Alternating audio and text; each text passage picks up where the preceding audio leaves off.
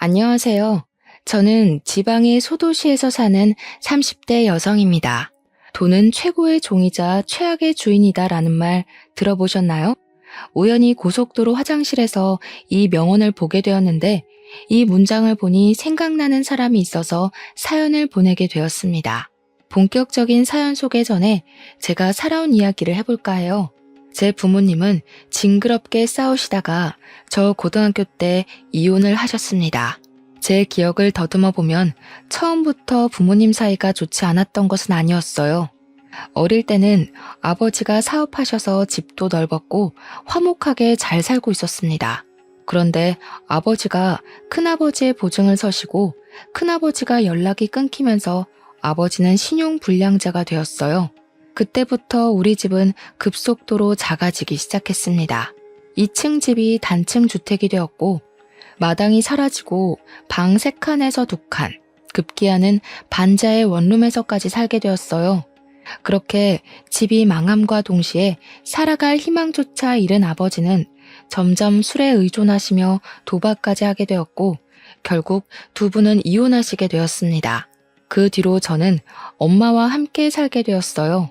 엄마는 예전에 요양보호사와 사회복지사 자격증을 취득하셔서 어렵지 않게 요양원에 취업할 수 있었습니다. 부모님의 이혼 후 아버지를 다시 뵌 장소는 장례식장이었어요. 처음에 이혼하면서 아버지는 친척들에게 가서 도움을 받는다고 했지만 그 친척들은 다들 아버지를 반기지 않았고 결국 아버지는 찜질방과 모텔을 전전하며 사셨다고 합니다. 아버지는 여전히 술을 매일 드셨고 술을 드시고 찜질방에서 주무시다가 심장마비로 돌아가셨어요. 아버지의 장례식장에는 친할머니와 고모가 계셨는데 저와 함께 온 엄마를 발견하시고는 지가 남편 죽여놓고 무슨 낯짝으로 왔냐며 화를 내셨습니다. 엄마가 그들에게 당하고 있는 모습을 보고 있자니 화가 너무 나서 제가 큰아버지 때문에 이렇게 된 것이지 이게 왜 엄마 때문이냐고 소리를 질렀어요. 고모는 어린 게 대든다고 하며 저를 밀었고 그 모습을 본 엄마는 또 화가 나서 아버지의 영정사진 앞에서 대판 싸웠습니다. 이게 아버지와 아버지 친척들의 마지막 모습이었어요. 그 뒤로 저는 고등학교를 졸업하고 바로 회사에 취업했습니다. 집안 형편도 넉넉치 않았고 제가 원래 공부를 잘했던 것은 아니라서 대학교를 다니며 쓸데없이 돈 낭비를 하느니 빨리 회사에서 돈을 버는 게 더 낫다고 생각했어요. 그래서 집 근처에 어지간한 회사에 다 이력서를 넣었고 그 결과 중소기업의 격리로 입사를 하게 되었습니다. 그곳에서 4년 정도 일하며 이것저것 자격증을 땄고 나이는 어려도 성실히 일한 경력과 자격증으로 꽤 좋은 중견기업의 경력직으로 이직을 하게 되었어요. 수도권이라면 어려웠겠지만 제가 사는 곳은 지방의 작은 도시라 젊은 사람들이 많이 없었고 그래서 더 쉽게 이직에 성공할 수 있었던 것 같습니다. 저는 20살 때부터 8년간 열심히 일하며 돈을 모았지만 내 수중에 있는 돈은 8천만 원이 전부였어요. 그렇게 열심히 일했는데 이것밖에 못 모인 것을 보니 답답하더라고요. 저의 쥐꼬리만한 월급 모아서는 행복하게 살 수 없겠다고 생각하여 재테크를 하기로 했습니다. 그런데 혼자 하자니 너무 어렵고 막막하더라고요. 그래서 이것저것 찾아보다가 이 지역에 재테크 동호회가 있다는 것을 발견하고 바로 가입했습니다. 그곳은 직장인이 퇴근 후 할 수 있는 부업이나 주식, 코인 등의 재테크에 대한 정보를 교류하는 모임이었어요. 거기서 같이 재테크를 공부하면 저도 재테크에 대한 지식을 얻을 수 있을 것으로 생각했습니다. 이 동호회에는 규칙이 하나 있었는데 여기서는 서로의 이름과 나이 말고는 직장이나 연소득 같은 것은 아예 공개하지 않는 것이에요. 그냥 순수히 재테크 과정과 결과만을 공유해야만 했습니다. 동호회에는 회장, 부회장, 총무가 있었는데 그중 총무를 맡고 계신 분이 투자나 재테크, 부업에 대한 지식이 가장 많아 보였어요. 나이는 저보다 3살이 많았고 그의 이름은 임윤호였습니다. 저는 재테크나 투자에 대해서 아무것도 모르기에 윤호 씨에게 많이 배웠고 윤호 씨가 알려줘서 안전한 회사의 장기 주식 투자는 물론 퇴근 후 부업도 하기 시작했어요. 윤호 씨의 추천대로 하니 월급만큼은 아니지만 적지 않은 여윳돈이 생기게 되었습니다. 저는 윤호 씨에게 너무 고마워서 밥을 사겠다고 했어요. 밥을 먹으며 더 친해진 우리는 따로 연락도 주고받는 사이가 되었고 결국 연인까지 되었습니다. 연인이 된 후 알았는데 윤호 씨는 공무원으로 일하고 있었어요. 우리는 점점 더 서로에 대한 마음이 깊어졌고 나이도 있으니 결혼에 대해 진지하게 고민을 하게 되었습니다. 저는 우리의 사이가 더 깊어지기 전에 우리 집 이야기를 해야겠다고 생각했어요. 아버지가 비보증 선 것부터 아버지는 돌아가시고 엄마와 산다는 이야기까지 했더니 윤호 씨는 고생 많았겠다고 하며 자신의 집안 이야기를 시작했습니다. 윤호 씨 역시 아버지의 빚보증 때문에 집안이 망했었다고 해요. 그 뒤로 우리 아버지처럼 윤호 씨 아버지도 술, 담배만 찾으시다가 암에 걸려 돌아가시고 그 후 장남인 자신이 돈을 벌어야겠다는 생각에 미친 듯이 부업하고 투자해서 지금은 2억 가까이 모았다고 합니다. 저는 비슷한 상황을 겪었음에도 이렇게 많은 돈을 모은 윤호 씨가 대단하다고 느꼈어요. 정말 존경스럽기까지 했고 만나면 만날수록 배울 점이 많다고 생각되었습니다. 윤호 씨는 절대 쓸데없는 돈을 쓰지 않았어요. 가계부까지 쓰며 돈 관리에 있어서는 아주 엄격했습니다. 저는 물건을 살 때 그냥 보이는 데서 사는 반면 윤호 씨는 최저가를 찾아서 샀고 저는 그런 모습이 멋져 보였어요. 또한 만날 때마다 주식이나 재테크에 대해서도 자세히 알려주었고 저는 이전에는 경제 개념이 없이 모으기만 했지만 윤호 씨와 만나면서 경제 개념도 꽤 생기고 푼돈을 모아 목돈으로 돈을 불리는 재미를 알게 되었습니다. 그와 동시에 윤호 씨에 대한 제 마음도 더 깊어졌어요. 이런 사람과 평생 함께하면 배울 점도 많고 옳겠다는 생각이 들었죠. 윤호 씨 역시 제가 싫지는 않았는지 먼저 결혼하자고 말해주었습니다. 결혼을 생각하고 예비시댁에 처음으로 가게 되었어요. 처음에 떨리는 마음으로 예비시댁에 들어섰는데 저는 깜짝 놀랐습니다. 집에 비닐봉지, 먹던 물병이 가득 있었고 정말 여기가 고물상인가 싶었어요. 제가 조금 당황한 표정을 짓자 예비 남편은 우리 엄마가 알뜰하게 사신다며 아주 자랑스럽게 이야기를 했습니다. 어머니께서 제게 줄 음료수를 준비하시며 우연히 냉동고를 보게 되었는데 냉동고에는 엄청난 식재료들이 얼려 있었어요. 솔직히 우리 엄마 또한 넉넉하지 않은 형편 때문에 쉽게 물건을 버리지 못하시고 다 모아두고 사셔서 예비 시댁의 그런 모습이 이해가 되었습니다. 예비 시어머니는 식사 후 아들과 결혼해줘서 너무 고맙다며 둘이 잘 살아보라고 하셨어요. 솔직히 제가 가진 돈이 많이 없어서 걱정했는데 다행히 예비 시어머니는 우리도 해줄 수 있는 형편이 되지는 않으니 예물예단 다 생략하고 그냥 둘이서만 잘 살아달라고 하셨습니다. 이어서 상견례도 잘 진행되었고 어렵지 않게 결혼까지 하게 되었어요. 일단 우리가 가진 돈으로 신혼집을 마련하려다 보니 원룸밖에 살 수 있는 곳이 없었습니다. 어차피 아기가 있는 것도 아니고 우리 둘만 있으니 원룸도 나쁘지 않겠다 싶어서 원룸에서 신혼을 시작했어요. 결혼 후에도 저는 여전히 회사에서 근무하고 있었습니다. 어느 정도 집안이 정리되고 결혼 후 둘이서 함께 처음으로 맞는 주말이 되었어요. 남편은 저에게 이제 우리가 부부가 되었으니 경제 지식이 더 많은 자신이 직접 제 월급과 모은 돈 관리를 하겠다고 했습니다. 어차피 부부는 같이 생활을 하는 것이고 제 돈이 남편 돈이고 남편 돈이 제 돈이라는 생각에 알겠다고 했어요. 남편은 이어서 앞으로 경제 지출을 어떻게 할지에 대해서 이야기를 했습니다. 공과금, 식비, 생활비 같은 것들은 남편이 가계부를 쓰고 함께 공유하기로 했어요.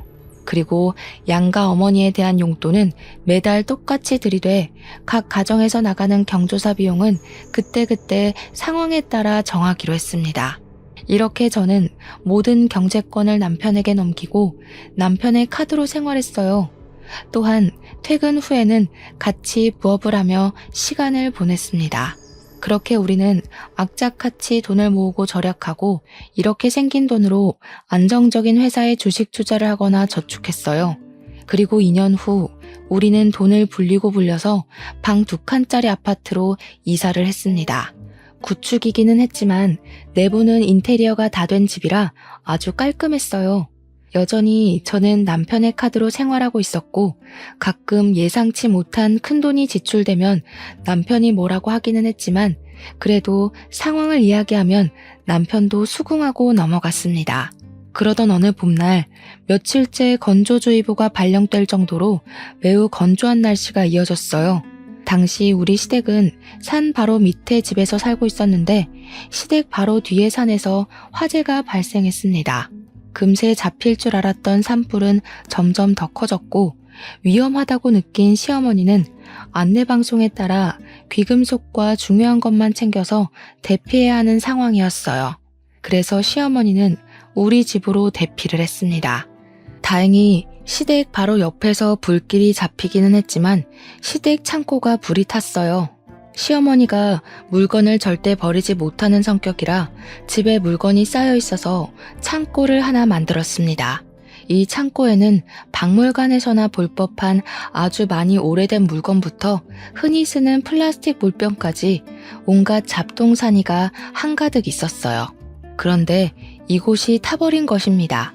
시어머니는 너무 속상해했지만 저는 그래도 창고만 타서 다행이라고 생각했어요.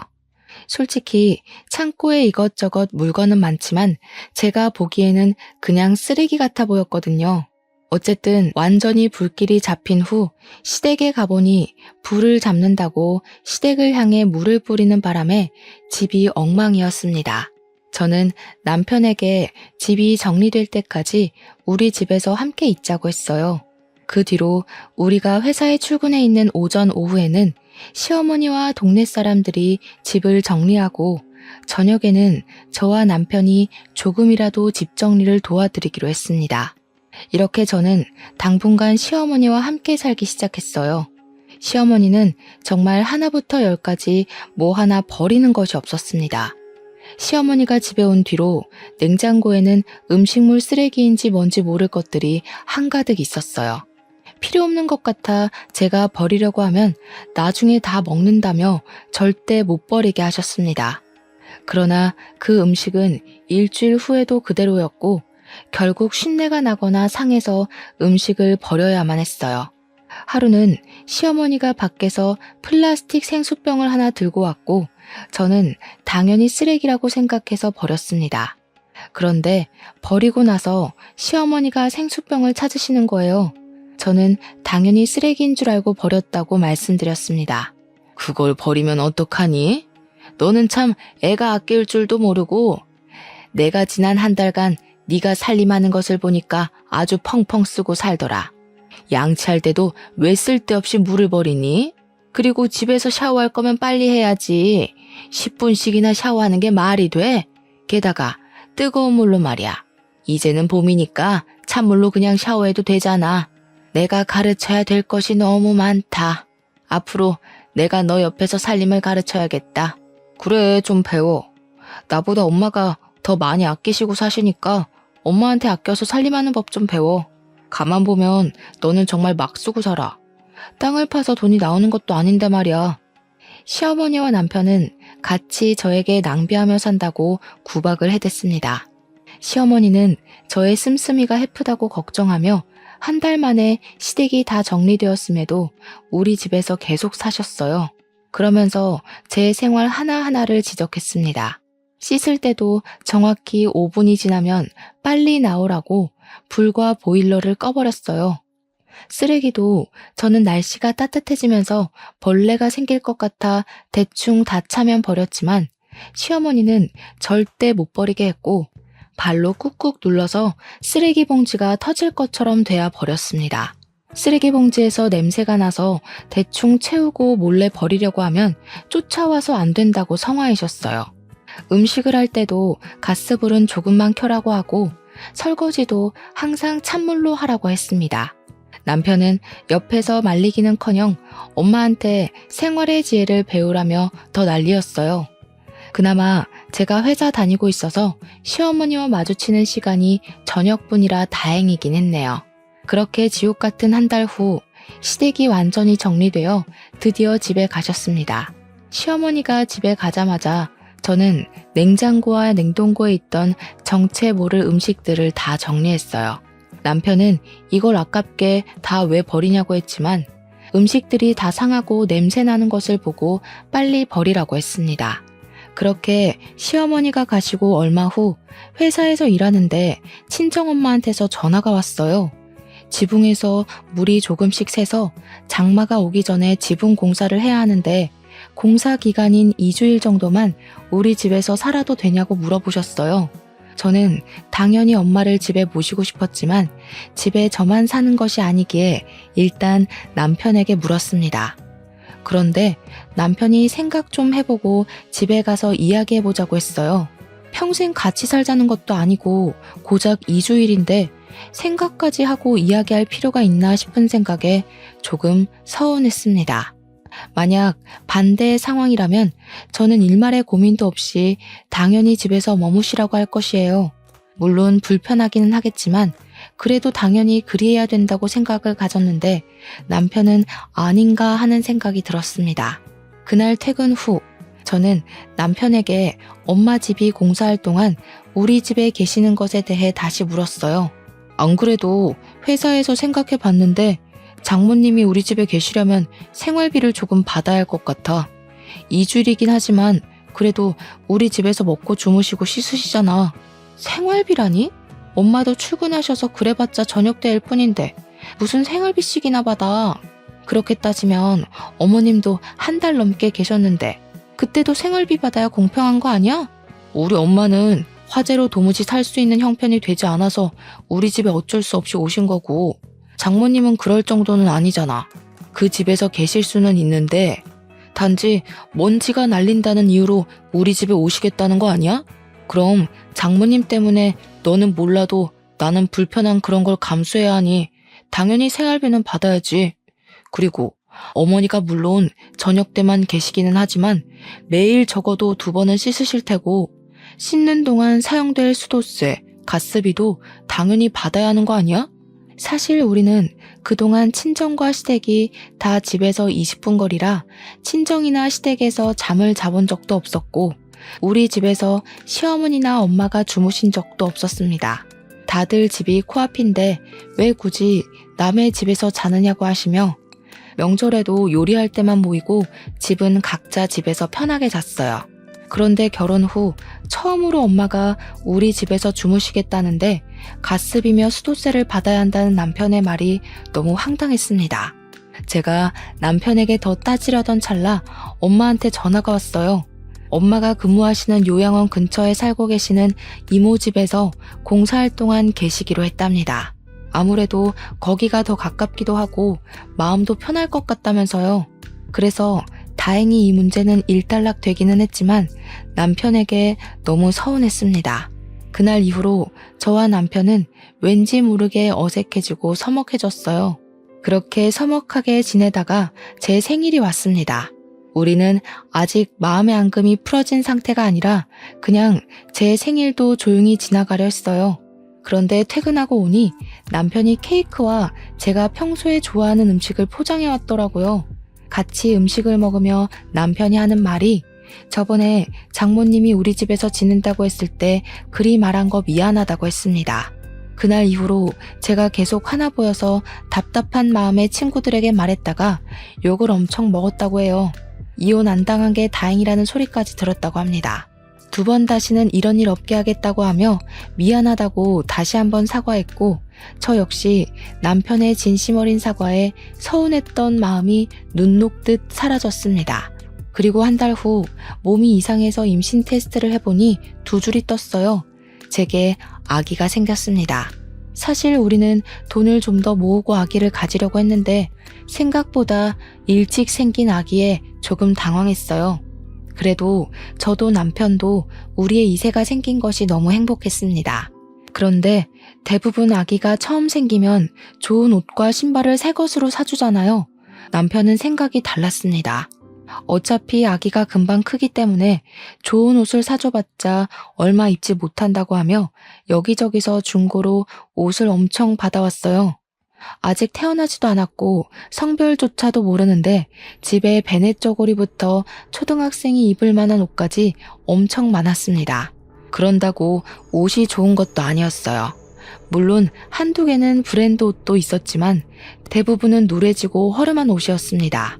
제가 남편에게 우리 아기에게 어떻게 이 옷을 입히냐고 하니 집에서만 입히는데 뭐가 문제냐고 했어요.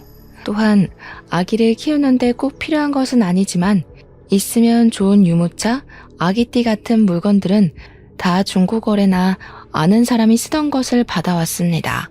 이렇게 여기저기서 받아오니 집이 창고 같아졌어요. 이미 아이를 키우고 있는 친한 언니들은 남편 말이 틀린 것은 아니라며 알뜰살뜰해서 참 좋다고 했지만 저는 너무 스트레스였습니다. 그러다가 제가 입덧이 시작되었어요. 밥 냄새, 김치 냄새만 맡아도 속이 너무 안 좋았고 음식 생각만 해도 속이 울렁거려 일상생활이 거의 불가했습니다. 게다가 병원에서는 유산의 위험이 있다고 하며 집에서 절대 안정을 취하라고 했어요. 심한 입덧에 유산의 위험으로 저는 오래 다니던 회사를 어쩔 수 없이 관두게 되었습니다. 그렇게 집에서 입덧으로 고생을 하고 있었는데 친정엄마가 저를 임신했을 때 김밥만 먹었다며 혹시 모르니 김밥을 먹어보라고 사다 주셨어요. 저는 당연히 못 먹을 것으로 생각했지만 신기하게 김밥은 또 잘 먹히더라고요. 한동안 계속 먹지 못하다가 김밥이라도 먹으니 살 것 같았습니다. 다음날 집에 있다가 김밥을 남편 카드로 주문했어요. 남편이 집에 있는데 카드를 왜 썼냐고 짜증 섞인 목소리로 전화를 했길래 김밥이 먹고 싶어서 주문했다고 했습니다. 남편은 집 있으면서 무슨 김밥을 시켜 먹냐며 그럴 바엔 그냥 밥을 먹으라고 했어요.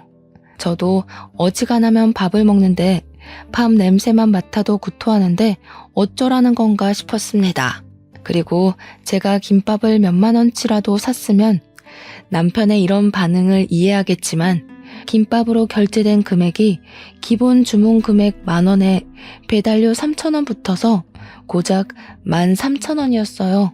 13,000원이 아주 적은 돈은 아니지만 그래도 아내가 입덧 중에 유일하게 먹을 수 있는 음식이 김밥이라 주문한 건데 이게 그렇게 짜증을 낼 일인가 싶었고 남편에 대한 정이 뚝 떨어졌습니다. 그날 김밥이 와서 먹기는 했지만 그 뒤로는 남편의 눈치가 보여서 김밥을 먹지 못했어요. 그렇게 지옥 같은 입덧도 시간이 흐르니 잠잠해졌습니다. 입덧이 지나고 나니 이제 배가 불러오기 시작했어요. 어느 정도 밥을 먹을 수 있게 되었고 임신도 안정기에 접어들며 의사 선생님이 슬슬 움직여도 된다고 하셨습니다. 그래서 집에 있으며 책도 읽고 집안일도 하며 있는데 남편이 집에만 있지 말고 주식 투자를 해보라고 했어요. 원래 우리는 주식 투자를 장기 투자로만 하고 있었습니다. 그런데 남편이 주식을 잘하는 사람들은 단기로도 투자를 많이 한다며 한번 공부하며 해보라고 했어요. 그러면서 되지 않던 컴퓨터도 최신식으로 바꾸고 자신의 주식 계좌를 알려준 후 저에게 500만 원을 건네주었습니다. 저는 남편이 준 500만 원으로 단기 투자를 시작했어요. 도박의 위험성이 있었지만 생각보다 잘 되었고 그렇게 단타로 번 돈으로 남편에게 화재로 타버린 시댁의 창고를 다시 만들어 드리자고 제안했습니다. 남편은 안 그래도 시어머니가 참고 없어서 불편해했는데 잘했다고 하며 시댁의 창고를 짓기 위해 업체를 선정하고 시댁은 공사가 시작되었어요. 창고가 완성되는 날 저와 남편은 소고기를 들고 시댁에 갔고 시어머니는 아주 기뻐하셨습니다. 우리 아들이 돈 많이 벌어서 이렇게 창고도 다시 만들어주고 아주 기특하네. 우리 아들이 역시 최고야.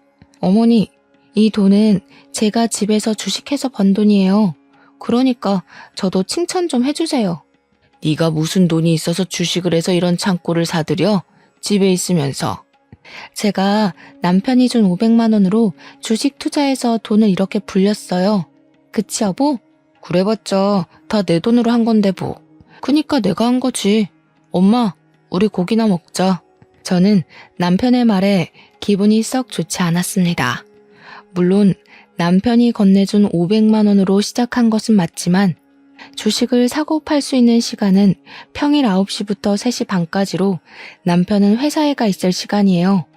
폰뱅킹을 아예 하지 않는 남편은 그 시간에 주식 투자를 하고 싶어도 할 수 없었고, 따라서 그 돈을 불린 것은 오로지 저 혼자 한 것이었습니다. 게다가 이 창고를 먼저 짓자고 제안한 것도 저예요.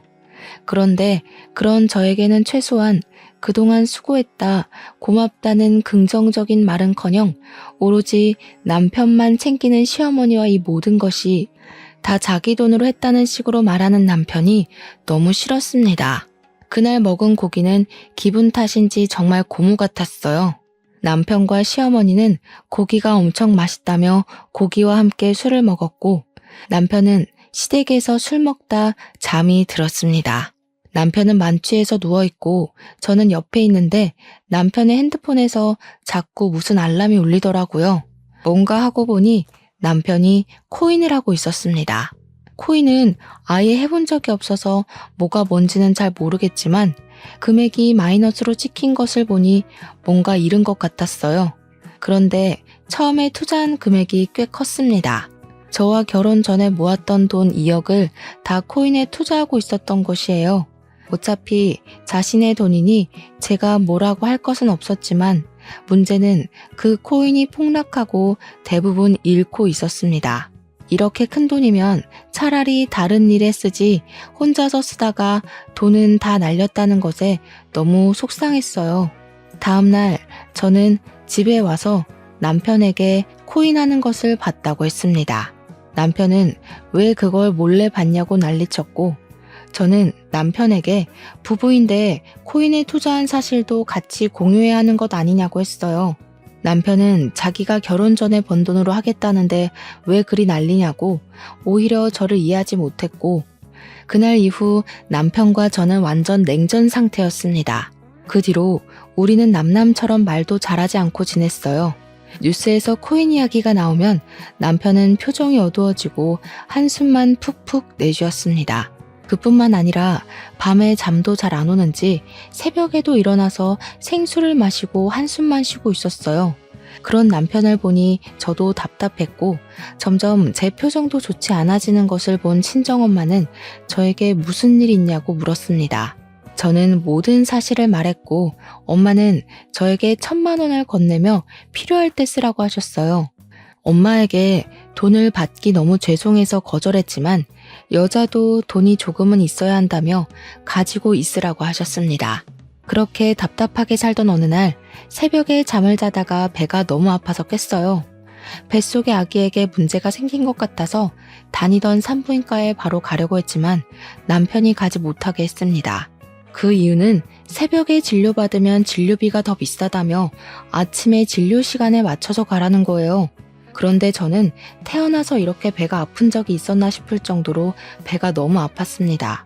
저는 당장 병원에 가고 싶어서 콜택시라도 부르려고 했는데 택시는 안 잡히고 남편은 가지 말라고 하며 운전도 안 해주고 미칠 지경이었어요.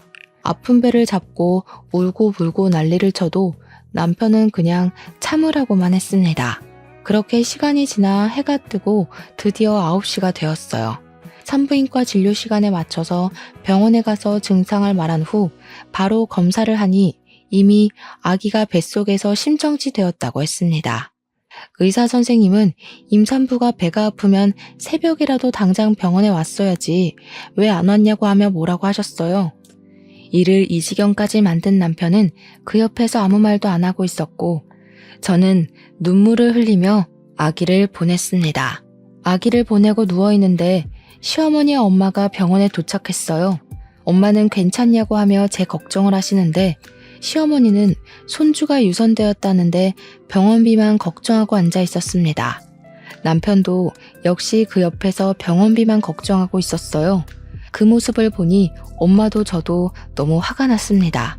지금 손주가 유산이 됐는데 그깟 병원비가 그렇게 걱정되세요? 임서방, 자네 제정신인가? 지금 자네 자식이 허망하게 죽었어. 아니, 아기가 죽은 게 왜 우리 아들 잘못이에요? 제대로 품지 못한 전현이 잘못이지. 왜 우리 아들한테 뭐라고 한답니까? 뭐요? 당신 아들이 코인인가 뭔가 거기에 투자만 하지 않았어 봐. 그러면 우리 딸이 스트레스 받지 않고 잘 품었겠지. 코인? 그게 뭔데요? 당신 아들이 코인에 투자해서 거금을 날리는 바람에 우리 딸이 스트레스 받아서 이 지경까지 된 거 아니야? 야, 너는 네 남편이 쓸데없는데 투자했으면 그걸 말렸어야지. 안 사람이 돼서 그걸 그냥 뒀어? 하여튼 멍청해서는. 당신 아들이 말도 하지 않는데 우리 딸이 무슨 수로 알고 그걸 말려요? 진짜 해도 너무하네. 아이도 유산되었고 하니 그냥 이참에 갈라서요. 둘 이혼시킵시다. 엄마와 시어머니는 제 병실에서 대판 싸웠고 엄마는 이혼을 시키자고 하셨어요. 저 역시 뱃속의 아기가 위험한데도 그깟 몇만 원 되는 진료비 차이가 난다고 진료를 못 보게 한 남편과 더는 같이 살 자신이 없었습니다. 일단 친정에서 몸조리 후 몸이 어느 정도 회복되자마자 이혼을 하겠다고 했어요. 그런데 그냥 이혼할 수는 없었습니다. 제가 주식으로 돈을 불린 것이며 남편에게 넘겼던 저의 월급이 아까웠어요. 그래서 그 돈을 달라고 하니 남편과 시어머니는 당연히 안 준다고 했습니다. 결국 이혼 소송까지 하게 되었어요. 이혼 소장을 접수 후 저는 엄마 집으로 들어가서 살게 되었습니다. 어느 주말 엄마와 집에 있는데 누군가 집으로 찾아왔어요. 문을 열어보니 예전에 아버지가 보증을 서줬던 큰아버지였습니다. 큰아버지는 엄마를 보자마자 무릎을 꿇으며 정말 미안하다고 하며 엄마에게 거액의 돈을 건네셨어요. 상황을 들어보니 큰아버지는 그때 사업하며 빚을 많이 지셔서 도망쳤다고 합니다. 그렇게 도망다니며 일용직으로 일했고 노숙 생활을 하면서 돈을 모으고 모았다고 해요. 겨우 돈을 다 모아서 아버지에게 돈을 주려고 했는데 아버지는 이미 빚 보증 때문에 돌아가셨다는 소리를 듣고 죄책감이 들었고 그래서 그동안 모았던 전 재산을 가져왔다고 합니다. 엄마는 큰아버지의 돈을 받으며 펑펑 울었고 큰아버지는 다 내 탓이라며 미안하다고 했어요. 그래도 이미 다 지난 일이니 엄마는 음식이라도 대접하려고 했으나 큰아버지는 도망치듯이 떠나시고 그 뒤로는 연락이 안 되는 상태입니다. 그 뒤로 저는 몸이 어느 정도 회복되어 이력서를 이곳저곳에 넣었어요. 그중 한 곳에서 면접 보러 오라는 연락이 와서 면접을 보고 나왔는데 그 회사 직원 중 한 명이 저에게 왔습니다. 그분이 저의 이름을 말하며 혹시 맞냐고 하더라고요.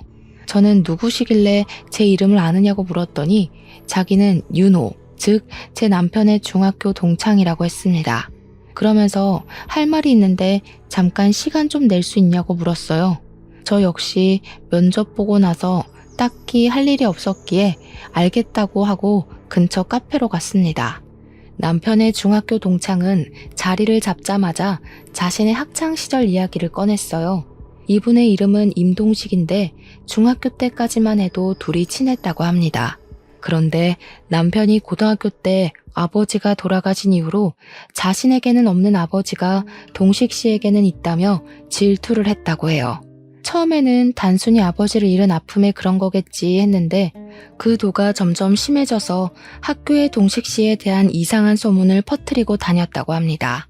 동식 씨는 당연히 친구들이 다들 이 말을 믿지 않겠거니 하며 신경을 쓰지 않았는데 그 당시 공부도 꽤 잘했고 인기도 많았던 남편이 이야기하니 친구들이 다 믿었고 순식간에 동식 씨는 학교에서 왕따가 되었어요.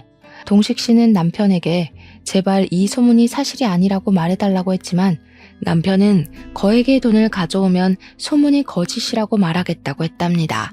그런데 동식 씨는 잘 사는 집이 아니라서 그런 돈이 없었고 결국 이상한 소문은 사실처럼 되어버렸어요.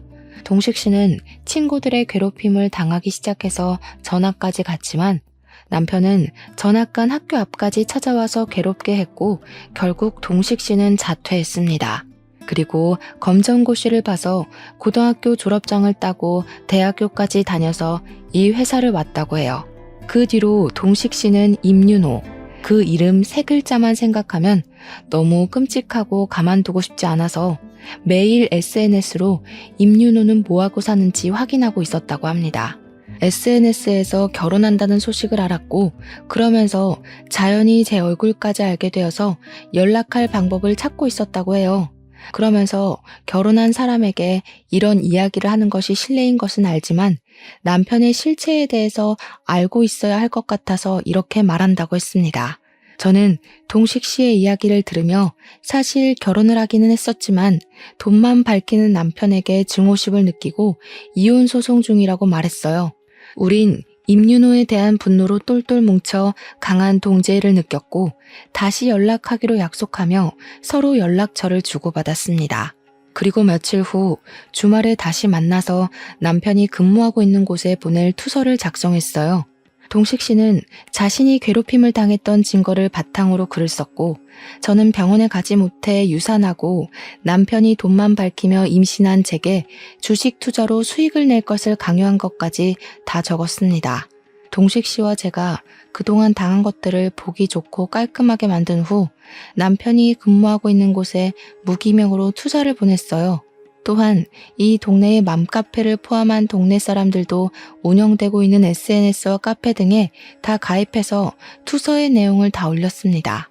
우리 동네는 정말 좁은 동네라 남편에 대한 안 좋은 소문은 물론 남편 얼굴까지 쫙 퍼지기 시작했어요.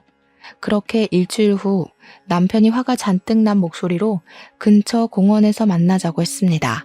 저는 남편과 저 이렇게 둘이서만 만나면 남편이 어떤 짓을 할지 모르겠다는 생각에 동식 씨와 함께 나갔어요. 지금 이게 뭐 하자는 짓이야? 더럽고 비열하게 이렇게 해서 날 말려 죽일 셈이야? 그리고 너네 둘은 어떻게 알게 됐어? 내가 동식 씨랑 어떻게 알든 말든 그건 네 알 바 아니고 너 중학교 때도 아주 꽤 날렸더라? 그런 사람이 나라의 세금을 받아먹는 공무원이라니 내가 도무지 가만히 보고만 있지 못해서 말이야. 그래서 지금 나 어디에서도 고개 못 들고 다녀, 알아? 이제 어떻게 할 거야? 어떻게 할 거냐고. 나 너네들 허위사실 유포죄 명예훼손으로 신고할 거야. 임윤호, 벼랑 끝에 몰리니 이제야 얼굴을 보여주네. 허위사실 유포죄 명예훼손? 할 수 있는 거 다 해봐. 그런다고 사실이 거짓이 되니? 우리 하나도 안 무서워. 정말 네가 이 모든 사실을 지우고 싶으면 돈은 가져와. 네가 좋아하던 그 돈으로 이 모든 것들을 다 지워줄게. 알겠어? 네가 어떻게 나한테 그럴 수가 있어? 네가 왜? 네가 나한테 한 짓을 생각해봐. 네가 고등학교 때 나에 대한 이상한 소문 퍼뜨려서 왕따 되게 해서 나는 고등학교도 자퇴했어. 그랬던 네가 어떻게 그럴 수 있냐고? 돈 가져와봐. 그럼 이 모든 사실 다 거짓말이라고 하고 우리가 SNS에 올린 것들도 다 내려줄게. 근데 만약에 안 가져온다? 그러면 이 동네뿐 아니라 전국에 퍼질 수 있도록 나는 최선을 다할 거야. 알겠니? 남편은 그 자리에서 정신 나간 사람처럼 울부짖고 저와 동식 씨는 그런 남편을 두고 나왔습니다. 며칠 후 남편이 동식 씨에게 다시 만나자고 연락을 했고 저에게 같이 나가자길래 우리는 함께 약속 장소로 갔어요. 남편은 가방에 자신이 가진 돈 전부라며 돈 가방을 동식 씨에게 건네주었습니다. 돈이 참 무섭네. 그래서 네가 고등학교 때도 뭐만 하면 돈을 가져오라고 했나 보다. 이 돈은 내가 아주 좋은 곳에 잘 쓰도록 할게. 이제 나 정말 거지 됐어. 이 돈이 내 전 재산이야. 그러니까 이동식 너는 이제 이 돈 가지고 꺼지고 아린이 너는 이제 이혼 소송 취하해줘. 그냥 같이 살자. 제정신이니? 내가 왜 너랑 같이 살아? 너의 그 돈 욕심 때문에 우리 아이도 잃어버린 거 생각 안 나?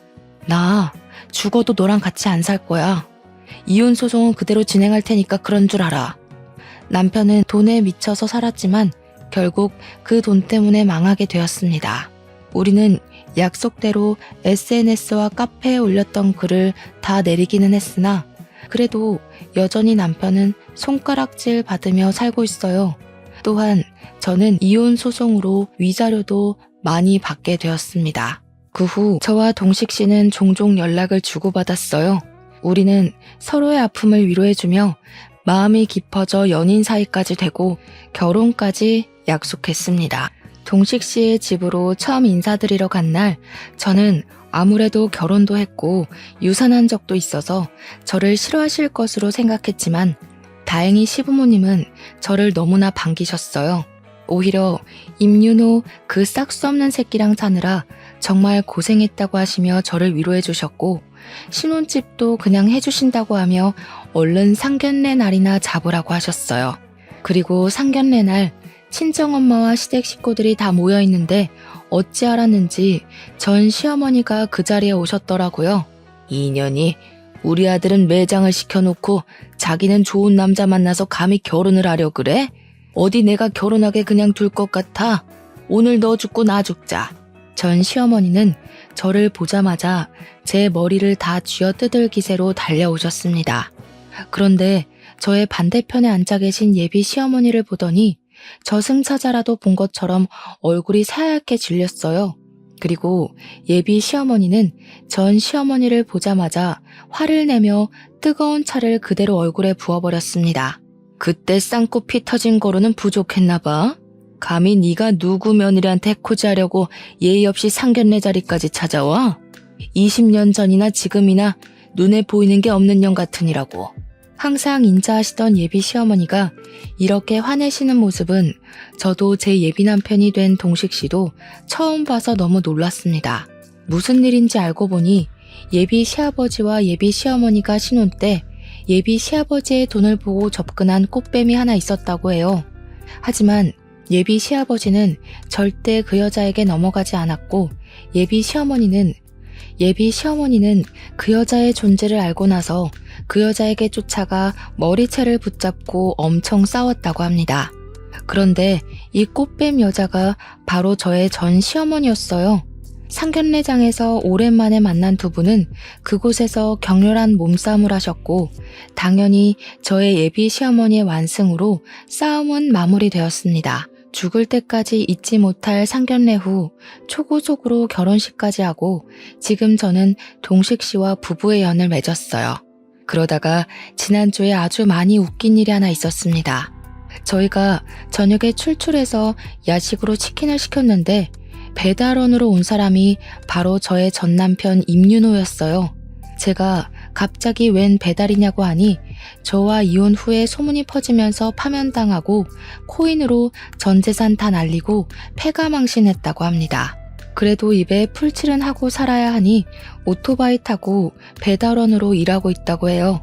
전 남편은 저와 남편의 얼굴을 보고 쪽팔렸는지 고개를 숙이고 도망가 버렸습니다. 그래도 한때 부부였으니 1,000원이라도 쥐어줄까 했는데 그냥 쌩 가버리더라고요. 돈을 벌기 위해 그토록 아등바등 살았지만 결국 그 돈의 노예가 된 전 남편을 만나 한동안은 제 인생이 암흑기였어요.